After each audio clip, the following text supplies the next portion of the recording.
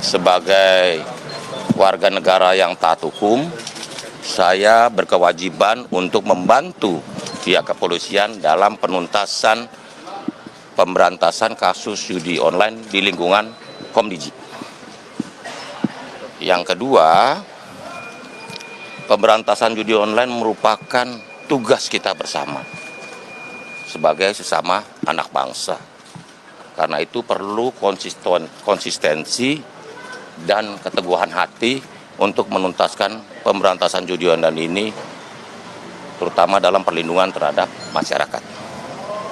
Yang ketiga, mengenai materi dan isi keterangan yang saya berikan hari ini, silakan ditanyakan kepada pihak penyidik yang berwenang.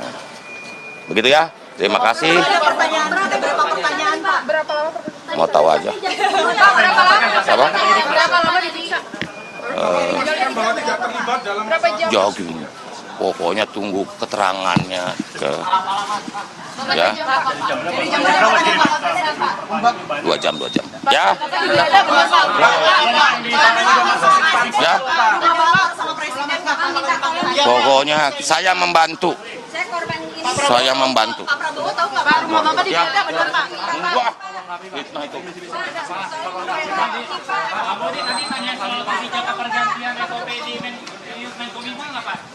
Ujian Bapak adalah ini. Saya rasa semua orang sudah tahu siapa tokoh di Kemenkominfo itu. Periksa Pak, enggak usah takut. Ya walaupun teman kan Bapak Kapolri sendiri, saya masih ingat. Begitu kita fit and proper test, saya jadi Kapolri dengan satu saya punya komitmen, janji, tegakkan hukum secara adil.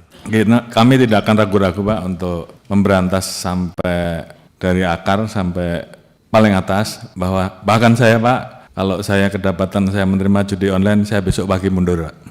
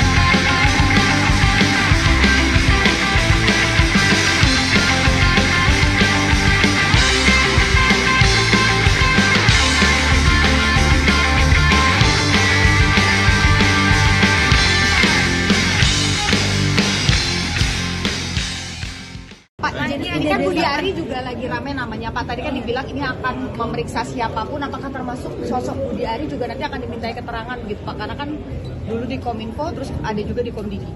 Ya, saya kira kalau nanti dalam pemeriksaan yang dilakukan oleh anggota saya mengarahkan nama-nama tertentu, saya kira tentu pasti akan diproses, akan diperiksa.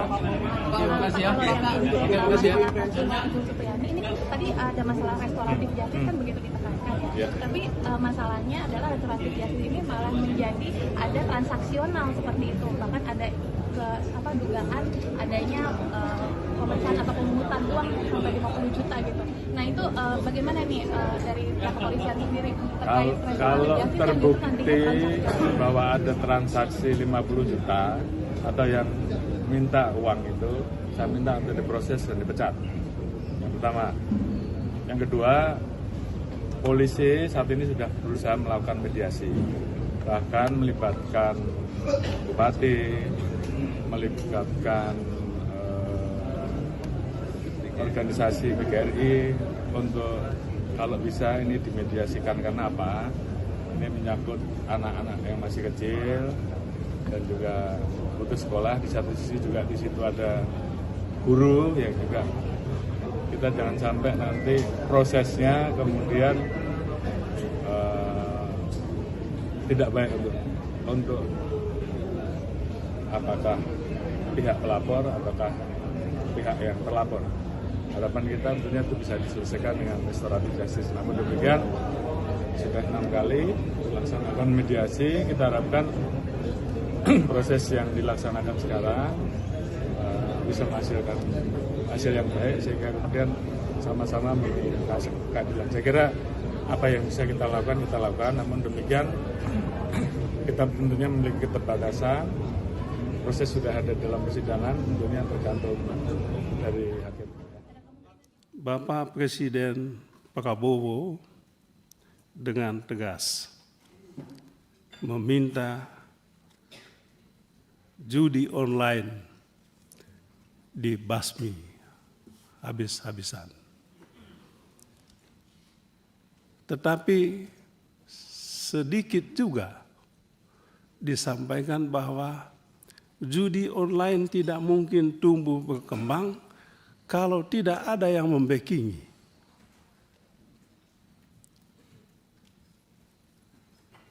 Saya masih ingat masa silam. Masa silam itu 45-45 tahun. Ketika kita masih ribut-ribut soal satgas-satgas yang ada di Mabes Polri. Dan pada saat itu ada Satgas Merah Putih, ada Satgas Satya Nusantara, apalagi itu ya, Satgas-Satgas. Dan saya masih ingat betul, salah satu isu yang diangkat pada saat itu adalah soal judi online ini. 303. Dan judi online ini. Nah, kalau pada saat ini judi online ini fokusnya pada Kemenkom Info, maka menurut saya fokus yang kedua adalah di Mabes Polri. Apakah Pak Kapolri siap membersihkan institusi kepolisian dari oknum-oknum yang membackingi judi online ini? Saya rasa kalau saat ini semua Kapolda datang, mungkin tidak salah kalau pada saat ini membuat semacam resolusi Mabes Polri untuk membasmi judi online ini. Bagaimana membasminya, bagaimana penegakan hukum, persis yang tadi disampaikan oleh yang terhormat Saudara Suding.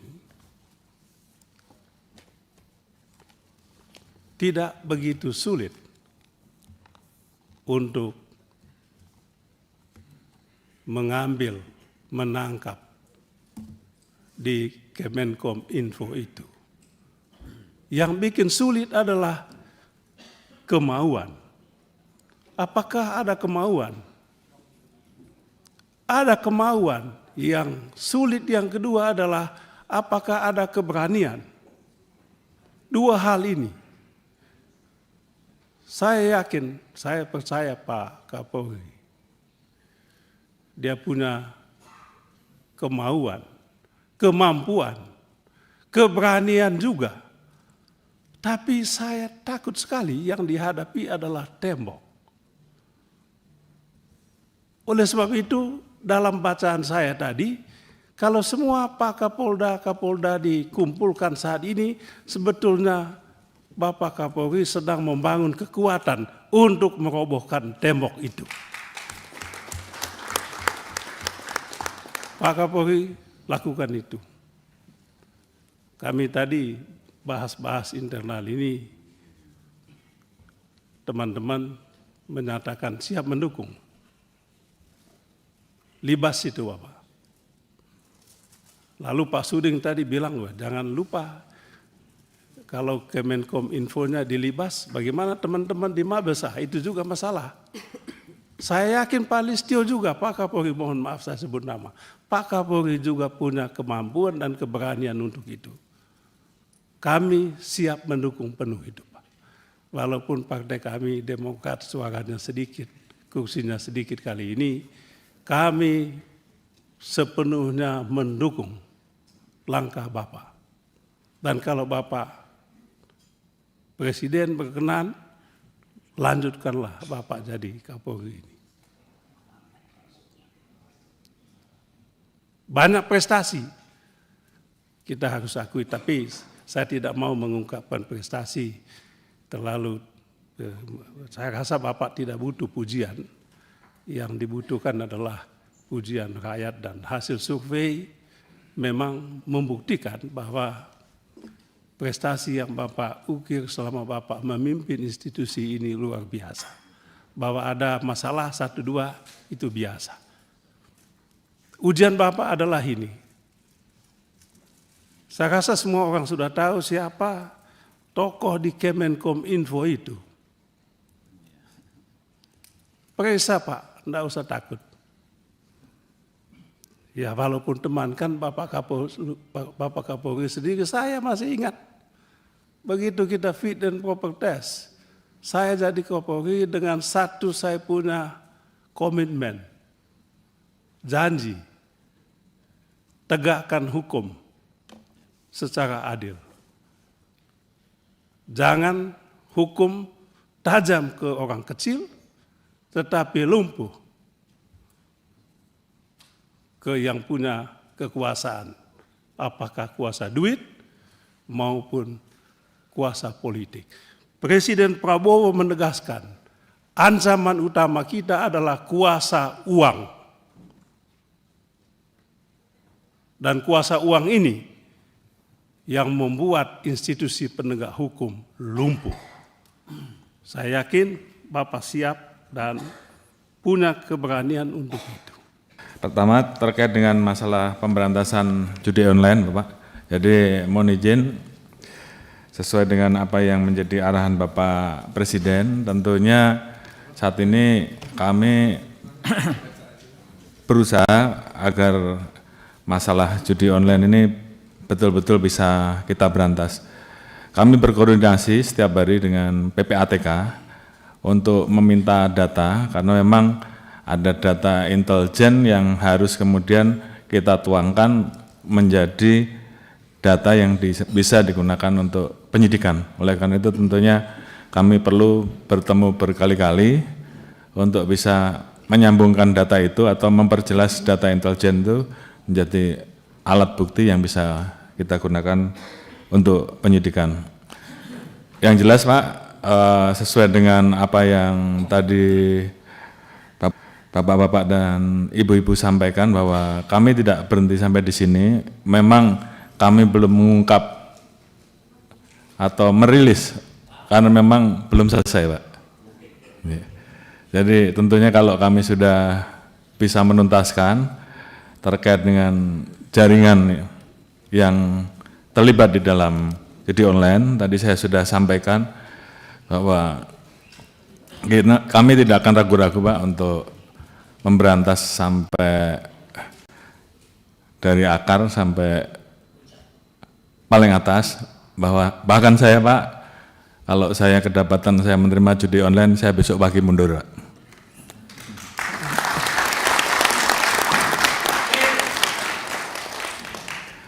Demikian juga terhadap anggota saya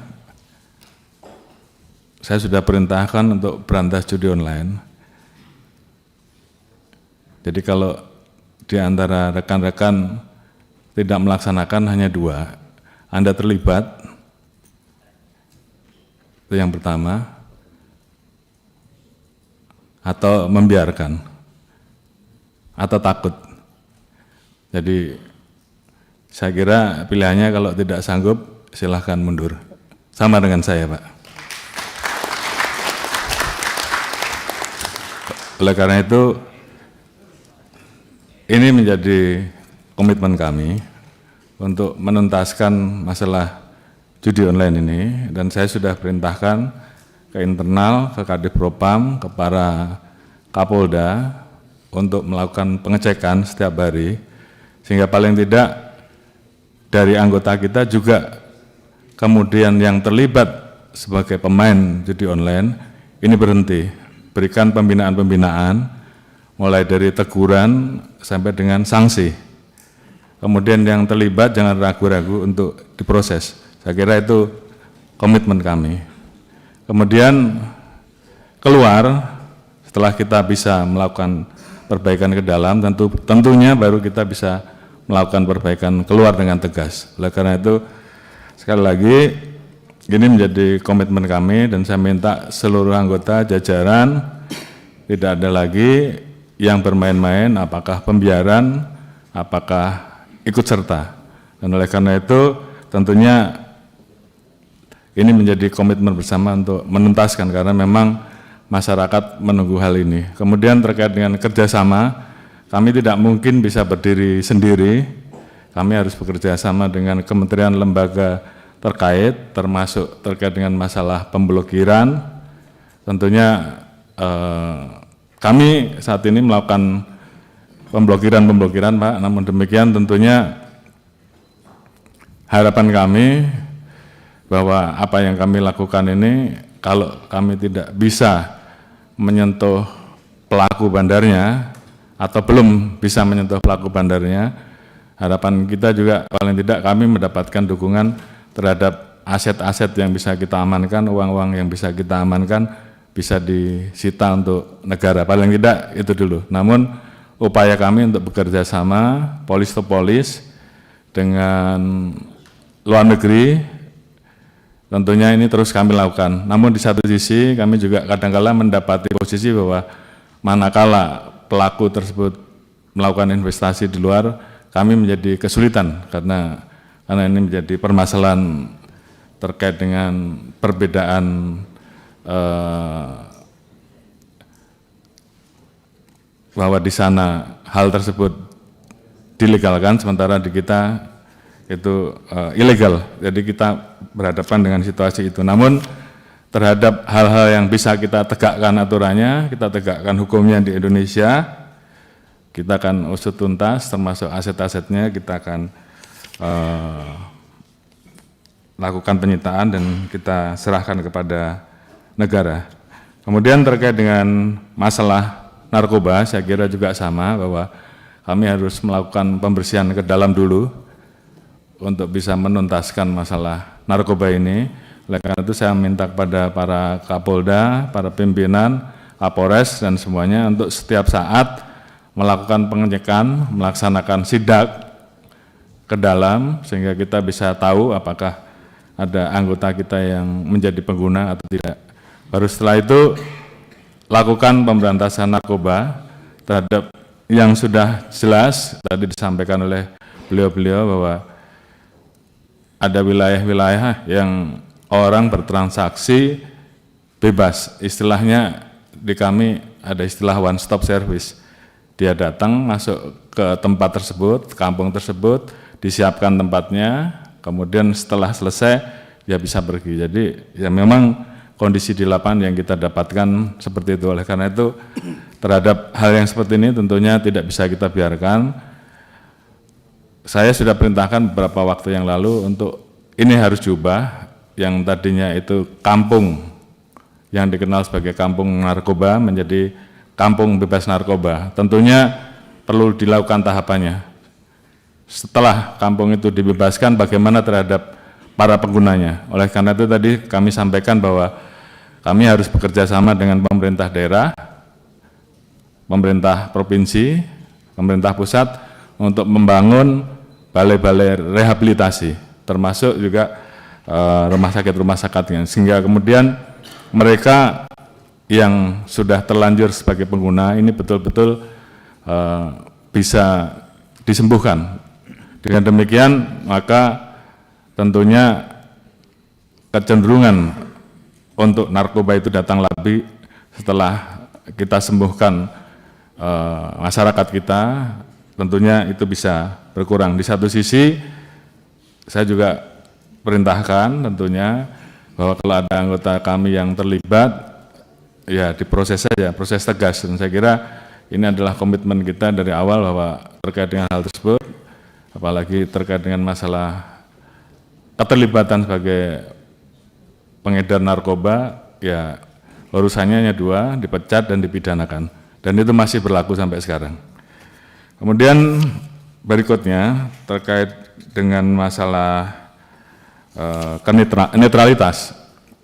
Ini juga berkali-kali tentunya sudah kami sampaikan, memang ini menjadi hal yang sangat sensitif.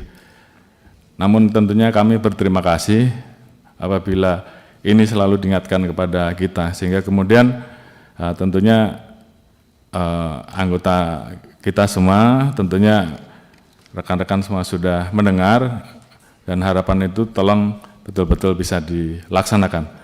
Jadi kalau seandainya rekan-rekan sedang melakukan proses penegakan hukum, ya kalau memang itu terbukti, proses lanjut.